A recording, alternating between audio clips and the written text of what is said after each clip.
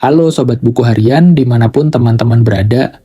Pada kesempatan kali ini saya akan membagikan sebuah cerita horor untuk Sobat Buku Harian.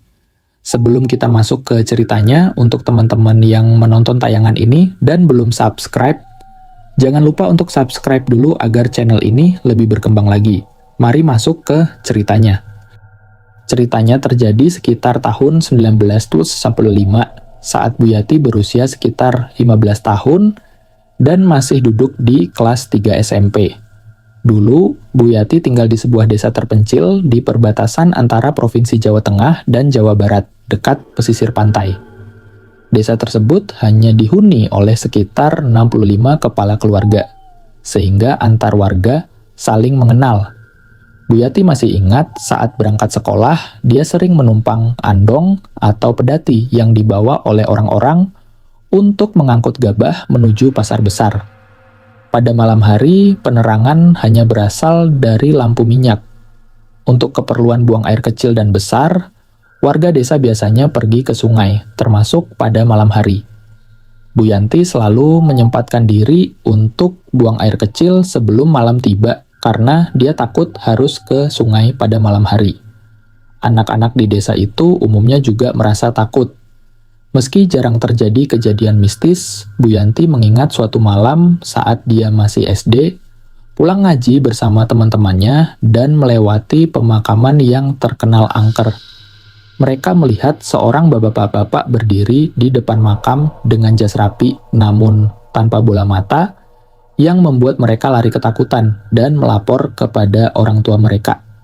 Bu Yanti tinggal di rumah bersama neneknya yang biasa dipanggil Mbak Tuti. Nenek Tuti sudah tua dan lama menjanda. Selain itu, di rumah tersebut juga tinggal kedua orang tua Yanti, seorang kakak laki-laki, dua adik perempuan, serta Pak Lik dan Bu Nyati yang belum menikah. Rumah tersebut cukup besar dengan halaman dan ruang tamu yang luas, khas rumah-rumah desa. Pada suatu ketika di tahun 1945, saat Yanti kelas 3 SMP, desa menjadi gempar. Seorang bapak-bapak yang seumuran dengan Mbak Tuti, bernama Mbah Suki, mengalami kejadian yang tidak biasa. Seperti biasa, Mbah Suki pergi ke ladang dan menjelang maghrib biasanya sudah berada di musala untuk sholat dan menunggu waktu Isya. Namun, pada hari itu Mbah Suki terlambat datang untuk sholat berjamaah. Ini sangat tidak biasa karena beliau selalu tepat waktu. Akhirnya, Mbah Suki hanya bisa mengikuti rakaat terakhir dan segera bergegas pulang setelah salat. Beberapa warga yang melihat hal ini merasa heran dan menanyakan kenapa Mbah Suki terburu-buru. Mbah Suki menjawab bahwa ia ingin beristirahat di rumah. Ketika azan Isya berkumandang, Mbah Suki kembali ke musala untuk sholat berjamaah dan menghadiri acara tahlilan bulanan yang diadakan setiap Kamis malam Jumat. Namun kali ini Mbah Suki tidak ikut tahlilan, yang sangat tidak biasa. Beberapa teman sebayanya mencoba menahannya agar tetap tinggal, namun Mbah Suki merasa tidak nyaman dan ingin pulang. Keesokan subuh, anak Mbah Suki menemukan bahwa beliau telah meninggal dunia. Anak-anaknya berusaha membangunkannya untuk salat subuh. Tetapi Mbah Suki tidak bangun dan wajahnya sudah pucat. Setelah dimakamkan, beberapa warga bertanya kepada anak-anak Mbah Suki, apakah ada masalah atau pertengkaran sebelum beliau meninggal. Anak-anaknya menjelaskan bahwa tidak ada masalah sama sekali. Warga desa menceritakan bahwa gelagat Mbah Suki pada hari sebelumnya memang aneh. Ia datang terlambat ke musala, terburu-buru pulang setelah salat maghrib, dan tidak ikut tahlilan rutin. Ternyata perasaan tidak nyaman yang dirasakan Mbah Suki mungkin adalah pertanda terakhir sebelum beliau meninggal. Anak-anak Mbah Suki baru mengetahui kejadian aneh malam itu karena mereka tidak berada di rumah. Setelah mendengar cerita tersebut, mereka mengadakan tahlilan di rumah Mbah Suki. Selama tahlilan, semua yang hadir mendengar suara burung kakatua yang sangat nyaring, membuat mereka merinding. Suara tersebut terdengar seperti berasal dari atas rumah Mbah Suki. Beberapa orang keluar untuk mencari sumber suara, namun tidak menemukan burung apapun. Malam harinya, beberapa orang yang masih berada di rumah Mbah Suki mendengar suara derap kaki kuda. Pada saat itu, transportasi menggunakan kuda atau dokar masih umum. Mereka bertanya-tanya siapa yang datang larut malam. Meski suara derap kaki kuda terdengar jelas, mereka tidak melihat ada kuda atau tamu yang datang. Seorang dari mereka mengambil lampu tempel untuk menerangi jalan, namun tetap tidak menemukan apa-apa. Suara derap kaki kuda itu akhirnya menghilang setelah sekitar 10 menit. Sekitar pukul 12.30 malam, warga satu persatu pulang ke rumah masing-masing. Seorang warga tua bernama Mbah Rahman yang dikenal bisa melihat hal-hal gaib, biasanya tidur di depan rumah dengan tikar dan selimut sarung. Mbah Rahman sering bercerita tentang pengalaman melihat sosok gaib di desa tersebut. Malam itu, Mbah Rahman tidak bisa tidur dan memutuskan untuk tidur di luar rumah. Tiba-tiba, dia melihat sosok perempuan dengan selendang yang melayang, seperti bergerak dalam slow motion. Mbah Rahman tahu ini bukan manusia, jadi dia menunggu untuk melihat apa yang akan dilakukan sosok itu. Perempuan tersebut menuju rumah Mbah Rahman. Mbah Rahman yang siap berdiri melihat sosok perempuan itu sangat cantik dan selendangnya terus dimainkan. Mbah Rahman bertanya, "Kamu siapa dan apa tujuanmu di sini?" Perempuan itu menjawab, "Saya disuruh Kanjeng Ratu untuk mencari orang yang bisa diperbantukan dalam acara besar." Tidak lama kemudian, datang lagi seorang perempuan dengan cara yang sama. Mbah Rahman bertanya lagi, "Kamu siapa dan apa tujuanmu di sini?" Perempuan kedua menjawab hal yang sama. Anehnya, kedua perempuan itu tahu nama Mbah Rahman. Mbah Rahman memperingatkan mereka untuk tidak mencari warga di desa tersebut dan menyuruh mereka pergi. Kedua perempuan itu pun pergi dengan cara melompat-lompat hingga menghilang. Setelah kejadian itu, Mbah Rahman melanjutkan tidurnya. Menjelang subuh, dua anak laki-laki berusia sekitar 15 tahun datang mendekati Mbah Rahman dan membangunkannya. Ternyata mereka adalah cucu Mbah Kito yang memberitahu bahwa Mbah Kito telah meninggal dan meminta Mbah Rahman untuk merawat jenazahnya. "Ya sudah, aku pergi dulu," ujar Mbah Rahman kepada istrinya. "Aku ke rumah Mbah Kito." "Kenapa, Pak? Mbah Kito meninggal? Sakit apa kok tiba-tiba meninggal?" "Nanti aku ceritakan," jawab Mbah Rahman sambil berjalan menuju rumah Mbah Kito. Dalam perjalanan, dia merenungkan peristiwa semalam. Mbah Kito ikut tahlil di rumah Mbah Suki, tapi sekarang tiba-tiba diberitahu kalau Mbah Kito meninggal. Sesampainya di sana, banyak orang sudah berkumpul, termasuk anak-anak Mbah Kito. Mbah Rahman sempat bertanya kepada salah satu anaknya, "Bapakmu sakit apa? Wong semalam masih ikut tahlil kok." Anaknya menjawab, "Kami juga tidak tahu, Mbah. Sepulang tahlil semalam, Mbah masih sempat menidurkan cucu-cucunya dan berbicara dengan saya.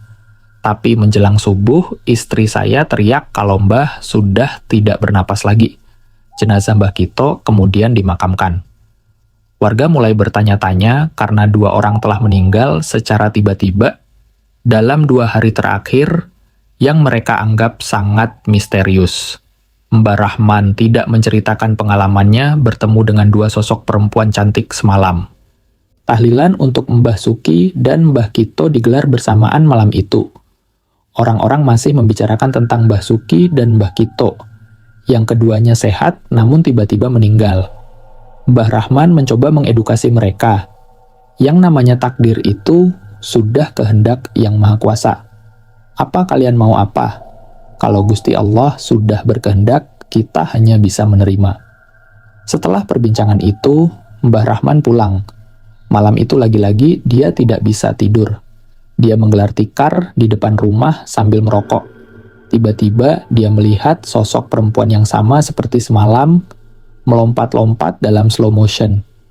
Namun, kali ini perempuan-perempuan itu tidak menuju rumah Mbah Rahman. Di waktu yang sama, Mbah Tuti juga mengalami kejadian aneh.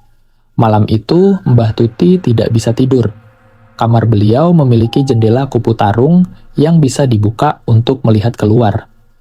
Di luar, Ada beberapa pohon pisang, nangka, dan sawo, serta halaman kecil yang biasa dilewati orang menuju pemakaman. Malam itu, Mbak Tuti mendengar suara orang berjalan sambil mengucapkan zikir, La ilaha illallah. Beliau bertanya-tanya siapa yang meninggal malam-malam seperti ini. Melalui celah ventilasi jendela, Mbah Tuti mengintip dan melihat 4 orang laki-laki mengangkat keranda jenazah. Beliau tidak tahu siapa yang ada di dalam keranda tersebut, namun suara zikir terus terdengar saat mereka menuju pemakaman. Mbah Tuti merasa sangat cemas karena 2 orang di kampungnya telah meninggal secara misterius. Beliau takut dirinya juga akan meninggal. Mbah Tuti menceritakan kekhawatirannya kepada anak-anaknya. Yanti, yang waktu itu tidur bersama ibunya, juga ikut mendengar cerita neneknya. Anaknya berusaha menenangkan Mbah Tuti. Wis Mbah, namanya takdir, itu sudah kehendak Gusti Allah, tidak usah takut. Setelah kejadian itu, Mbah Tuti membangunkan anaknya yang bernama Tika, ibunya Yanti. Otomatis, Yanti yang juga tidur bersama ibunya pun ikut bangun. Ketika Mbah Tuti mendengar suara jenazah yang diantar, ia sangat ketakutan. Mbah Tuti menangis dan menceritakan ke anaknya bahwa ada orang mengantar jenazah, tapi hanya 4 orang yang mengangkat keranda. Anaknya mencoba menenangkan, "Sudahlah Mbah, mungkin cuman halusinasi karena Mbah terlalu ketakutan." Mbah Tuti pun mencoba untuk tidur lagi di kamarnya. Namun, belum sempat beliau menjamkan mata, suara rombongan jenazah terdengar lagi. La ilaha illallah. Suaranya semakin keras mendekati jendela kamar. Mbah Tuti mengintip lagi dan melihat 4 orang yang sama membawa keranda jenazah. Kali ini mereka kembali dari makam menuju entah kemana. Mbah Tuti semakin ketakutan dan membangunkan anaknya, Tika. "Kak, Mbah lihat rombongan jenazah lagi. Mereka balik lagi dari makam." "Ayo Mbah, tidur sini saja," ajak Tika. Keesokan harinya, biasanya Mbah Tuti sudah ke ladang, tapi kali ini beliau tidak pergi. Pagi itu, Bu Tika, yang seorang guru SD, bertanya, "Loh, Mbah kok tidak ke kebun? Badannya tidak enak." "Iya, aku di rumah saja." "Badanku tidak enak," jawab Mbah Tuti. Bu Tika kemudian berangkat ke sekolah, dan Yanti juga berangkat sekolah. Pagi itu, semua melaksanakan aktivitas masing-masing, kecuali Mbah Tuti yang tinggal di rumah. Siang harinya, Yanti pulang lebih dulu dan langsung mencari neneknya. Biasanya neneknya sudah masak, tapi kali ini tidak ada. Yanti mencari ke belakang di bawah pohon bambu, tapi tetap tidak menemukan neneknya. Saat ibunya pulang, Yanti memberitahu, "Bu, Simbah tidak ada loh." "Mungkin di kebun. Coba kamu cari ke kebun," jawab Bu Tika. Yanti pergi ke kebun tapi tidak menemukan Mbah Tuti. Biasanya siang itu Mbah Tuti sudah pulang ke rumah. Hingga sore 2 anak Mbah Tuti yang lain juga pulang, tapi Mbah Tuti belum kembali. Mereka mulai panik dan memberitahu tetangga, tapi tidak ada yang melihat Mbah Tuti. Malam itu beberapa warga sedang menuju rumah Mbah Kito untuk tahlilan. Desa menjadi sepi, hanya Bu Tika, Yanti, dan saudara-saudaranya yang mencari Mbah Tuti hingga ke desa lain, menyusuri sungai, dan masuk hutan. Hingga jam 11 malam, mereka belum menemukan Mbah Tuti dan memutuskan untuk kembali ke desa. Mereka sepakat untuk melanjutkan pencarian besok pagi. Selama menunggu, Yanti, ibunya, dan saudara-saudaranya tidur di ruang tamu berharap Mbah Tuti pulang malam-malam. Namun, hingga subuh, Mbah Tuti belum juga pulang. Pencarian terus dilakukan selama 3 hari tanpa hasil. Di sisi lain, Mbah Rahman juga mengalami kejadian aneh. Pada malam kedua hilangnya Mbah Tuti, Mbah Rahman sedang tidur di luar seperti biasa. Tiba-tiba, sosok perempuan yang pernah mendatanginya muncul lagi. Mbah Rahman segera berkata, "Kamu jangan bikin rusuh di desa ini. Kalau terus-terusan seperti ini, aku akan obrak-abrik kerajaanmu." Mbah Rahman sebenarnya tidak tahu di mana kerajaan mereka, hanya menggertak. Sosok perempuan itu minta maaf dan memberi pesan. Kalau wargamu tidak mau diganggu, suruh mereka menaruh kembang 7 rupa di depan rumahnya, dan menyalakan lampu minyak sebagai tanda. Keesokan harinya, Mbah Rahman mengumpulkan seluruh warga desa dan meminta mereka menyediakan kembang 7 rupa dan lampu minyak di depan pintu rumah mereka. Selain itu, Mbah Rahman mewajibkan setiap rumah ada 1 orang yang berjaga dan ada 1 orang yang salat tahajud setiap malam sebagai perlindungan. Warga desa mengikuti nasihat Mbah Rahman karena mereka percaya akan kemampuannya. Mulai malam itu, 1 orang berjaga di setiap rumah dan 1 orang salat tahajud berharap perlindungan dari Allah. Dan 1 orang lagi tidur supaya bisa bangun sekitar jam 2 untuk salat tahajud. Di rumah Yanti, adik Butika bertugas untuk berjaga, sedangkan Butika salat tahajud. Malam itu, Butika bangun sekitar jam 2, mengambil wudhu, dan melaksanakan salat tahajud.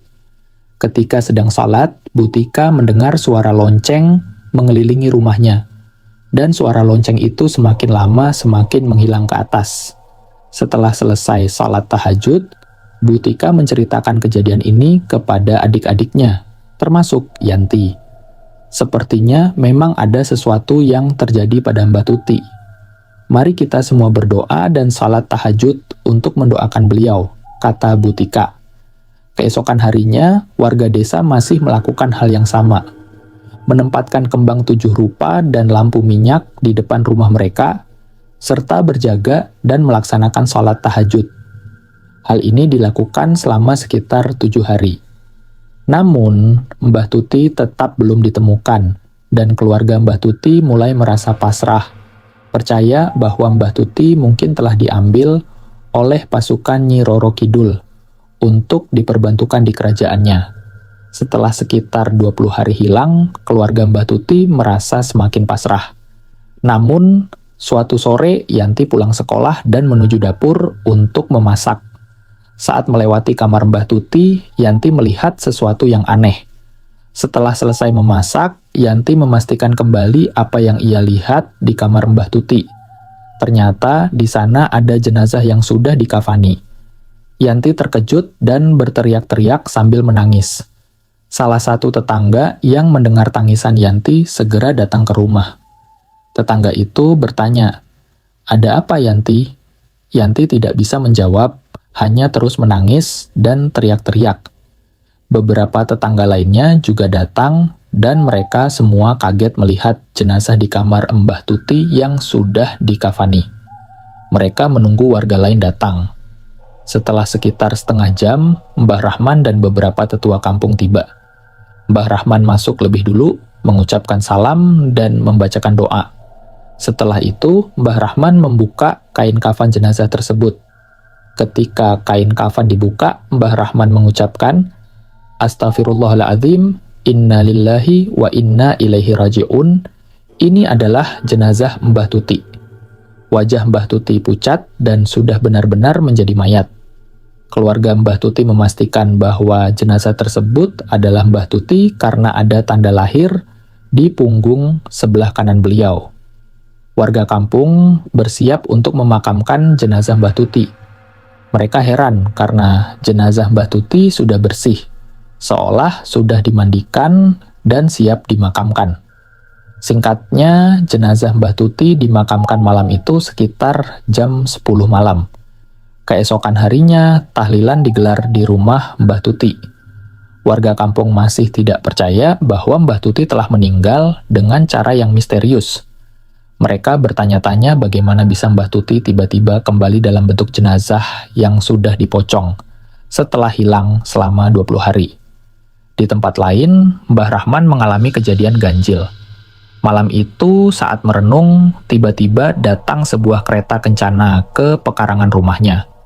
Kereta kencana itu masuk meskipun pagar rumah Mbah Rahman kecil. Di depan rumah Mbah Rahman, turun seorang perempuan cantik mengenakan busana kebaya hitam dengan ornamen emas dan rambutnya disanggul.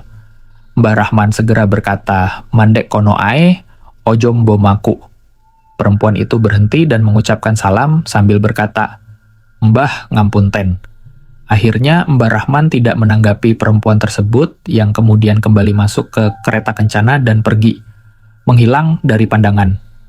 Beberapa hari kemudian, warga desa masih terus memasang bunga 7 rupa dan lampu minyak setiap malam.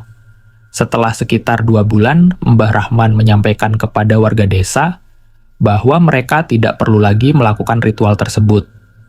Dia mengatakan, mulai sekarang kita tidak perlu lagi memasang bunga 7 rupa dan lampu minyak. Insya Allah tidak akan ada lagi kejadian-kejadian semacam ini. Kita serahkan semuanya kepada Allah, jangan berpikir bahwa orang-orang seperti Mbah Suki, Mbah Kito, dan Mbah Tuti dijadikan budak di kerajaan gaib. Kita adalah bangsa manusia, level kita lebih tinggi daripada mereka. Kita harus meyakini bahwa ada kerajaan gaib, tetapi tidak boleh takut kepada mereka. Ucapan Mbah Rahman memberikan semangat kepada warga desa. Mereka tidak lagi takut dengan hal-hal gaib tersebut, dan berhenti memasang bunga 7 rupa serta lampu minyak. Beberapa tahun kemudian, sekitar pukul 3 dini hari, warga desa mendengar suara lonceng yang keras disertai dengan suara burung. Suara ini berlangsung selama hampir 5 menit, membuat seluruh desa merasa seperti diteror. Namun, setelah kejadian tersebut, tidak ada lagi kejadian aneh atau kematian misterius di desa tersebut dan keadaan kembali normal. Pada tahun 1994, Mbah Rahman meninggal dunia diikuti oleh satu persatu orang tua seangkatannya. Pada tahun 2006, tidak ada lagi orang tua dari generasi Mbah Rahman yang tinggal di desa tersebut. Semoga kisah ini bisa menghibur dan memberikan pelajaran bagi kita semua. Mohon maaf jika ada kesalahan dalam penyampaian cerita ini. Tamat.